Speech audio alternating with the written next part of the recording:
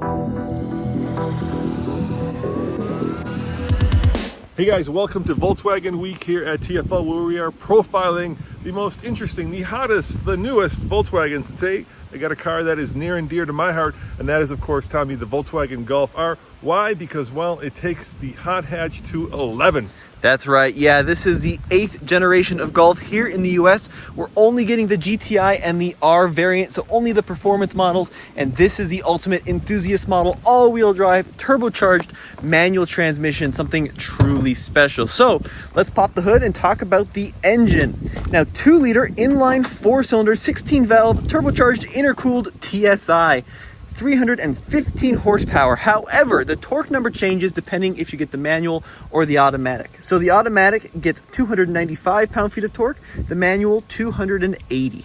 Yeah, I think it's important to point out that either way you get all-wheel drive. That's what, of course, separates, well, one of the things that separates the GTI. I'm looking at the bee that just landed on the camera, sorry. That's one of the things that separates the GTI from the Golf R. The Golf R is, of course, all-wheel drive, and of course you've got the DSG or dual clutch transmission, but thank God there's also a 6-speed manual, Tommy. I thank you so much, Volkswagen, for keeping that. So one of the interesting things about this generation of Mark 8R is the engine output doesn't change for the US model. So in previous models, we had a detuned version, not for this generation. Check out those monster R brakes. They are drilled. They look fantastic.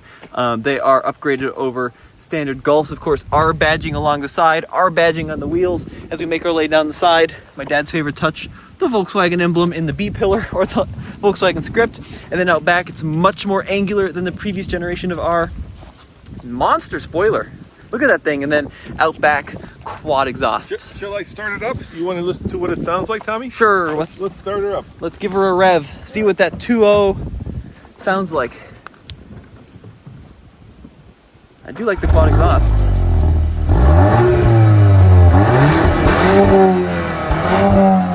All right, so a little bit of a throaty rasp. Interior time. Let's see what this interior looks like here. Well, one of the things that you'll immediately notice is that we have no longer any buttons, unfortunately. And that means that everything now is touchscreen, Tommy, which is a little bit confounding. Let me use the word confounding. You know, not that long ago, Honda decided that they no longer wanted a volume knob or a tuning knob. And you know what happened with that? They brought it back. Yes, they brought it back because people were so frustrated with the lack of basic knobs and buttons.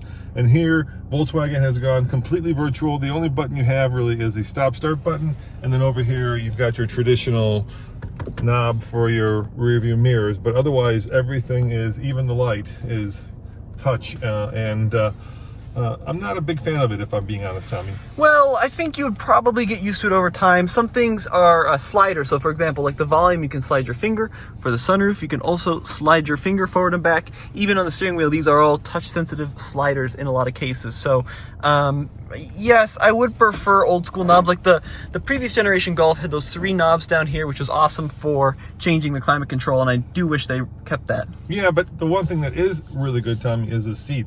Let me show you the Golf R seat. It's really good. It's comfortable and supportive, and of course, blue. Very blue. Now, not a huge sunroof, not a full glass roof. It does open up, though, on the Golf R. And as we start making our way out to the road, Dad, let me break down the pricing and the model strategy. Because for the Golf R, well, to be honest, it is a very simple pricing and model strategy. There's just one spec. There's a $43,645 manual transmission model and the $44,445 DSG. So that's pretty much your choice, and then color. Now, the upside to all this electronic display is that it is configurable. So if you want, you can change the way that, you know, your information is displayed here. So I can go, for instance, well, I can show you, I can change that to what do you want to go? Performance, operating temp. Let's go operating temps. So instead of having just the tachometer, now I'm getting my operating temps in there. I can also customize it to, I don't know, torque distribution, because the Golf R, because it's all-wheel drive, does have active torque vectoring, so you can have power go to whatever wheel needs it. And there's also special Nuremberg modes and of course a drift mode in this car. So That's one of the things that separates this from the lesser GTI. Well, let's go into sport mode there. Nuremberg modes. Well, yeah, kind of like a race mode. Okay. You don't want to do race mode? No, I think that's a little too aggressive. So speaking of the all-wheel drive system, by the way, the previous generation had a halodex. They said that's been changed for this latest generation. It's now very much torque vectoring. Ooh.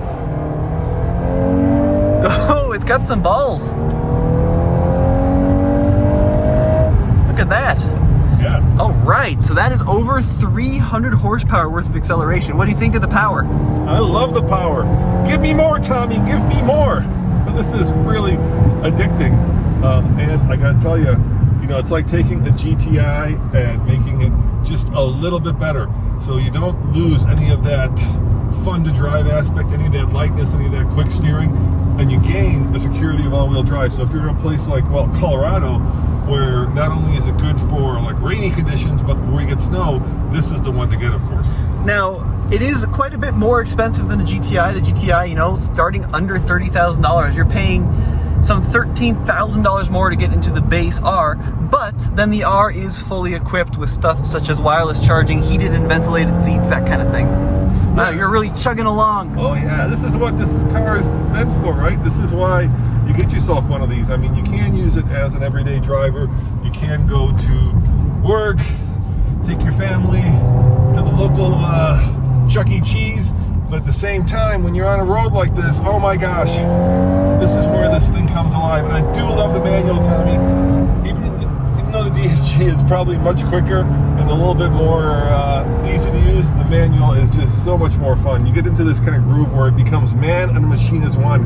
And there are very few cars that can do that like a Golf R. That's because the steering is quick, the shifting is fun, and it's a little bit rubbery if I'm being honest, but you know what, I can get past that. The clutch is super light, and of course the power delivery is intoxicating. The steering's a little numb, I have to say. It's not as engaging as, for instance, that old 87 911 Porsche that we have back at the hood. Sure, but that car barely does 0 to 60 in 20 seconds. This is true. This one's much quicker. So speaking of the power band, by the way, if you get the manual, peak power comes in at 5,900. If you get the automatic, that drops down to 5,600.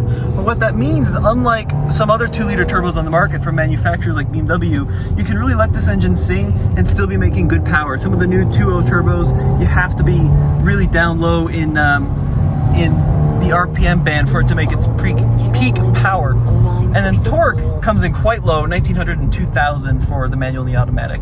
But power is way up high, which is nice. And you get cool things like heated and cooled seats, Tommy. So while you are paying a lot, you do end up getting a lot of creature comforts. Of course, you get the complete suite of safety gear, things like autonomous braking, blindside monitoring. Yeah, it's called Standard IQ Drive, which is the driver assistance technology, and then emergency assist, but DSG only, Dad. So yeah. Lane keep. Lane keep, of course. Yep, Oh yeah. Yep. Yeah, it's very well equipped, this vehicle, and it's pretty comfortable. The ride isn't too unforgiving. It feels like you could, do a pretty significant road trip on this car and still be okay with it. So the question is, Dad, is it better than, like a Civic Type R? How would you rate this in comparison?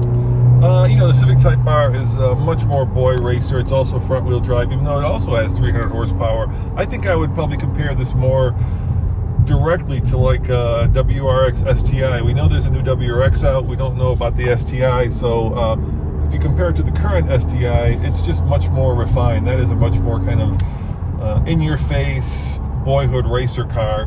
This is the kind of car that is a gentleman's driver. So while it can scoot down the road and put you in a really good mood on a beautiful day like this, at the same time, you also feel very comfortable taking your lovely wife or girlfriend to, let's say, a Broadway show in it, and an STI just feels out of place in that kind of an atmosphere or that kind of a situation. But in general, Tommy, this car speaks to me. It's kind of a car for a person my age. How about you? You're much younger. You're in your 20s, dude. Well, you feel this is just a little too understated? No, I do feel like that this is targeted right at my demographic. There's a lot I like about it from a dynamic standpoint and an engine standpoint. It really is truly an amazing vehicle. On the previous generations, I know that people can get insane power out of these 2-liter turbos.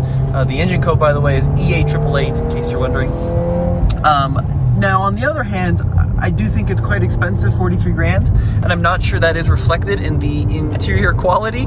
It's not bad, but I think it needs a little bit more color, a little bit more design.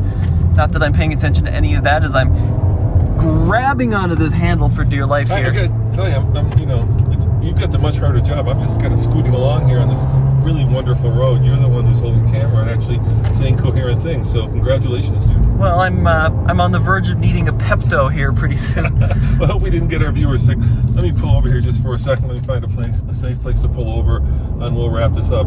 I do love the seat, Tommy. It really does hold you in place. You feel like this is a great place to spend a lot of time, and I love this fat steering wheel as well. I love the feel of the brakes. I love the feel of the clutch. It all just kind of comes together when when you kind of take it out on a beautiful road like this, and you actually get to use it the way that the engineers Intended. Exactly right. Heck yeah. Let's head on out for a second. Ooh, don't like that. I wish I had a normal parking brake. Yeah, I'm with you on that one. For those mad skids. So yeah, the Volkswagen Golf R. Wow, I am going to need some assistance getting out of this car because I am a little wobbly after that drive.